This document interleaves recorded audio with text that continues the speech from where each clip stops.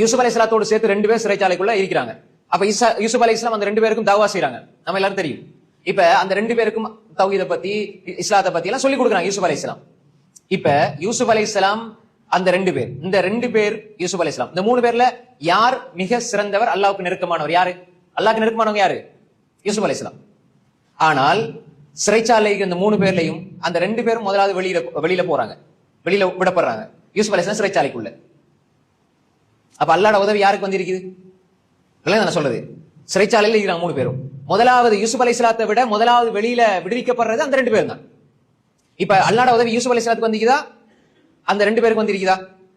நம்ம எப்படி நினைப்போம், அந்த 2 பேரும் மாஷா அல்லாஹ்வோட உதவி வந்திருக்கு வெளியே போறாங்க. ஆனால் வெளியே போனாங்க, ஒரு ஆள் கொல்லப்பட்டார், உள்ளுக்கை தான் தப்பிச்சிருப்பார், வெளியில போனார் கொல்லப்பட்டார். இன்னொரு ஆள் அரசு சபையில பணிவிடை செய்வதற்காக வேண்டி நியமிக்கப்படுறார்.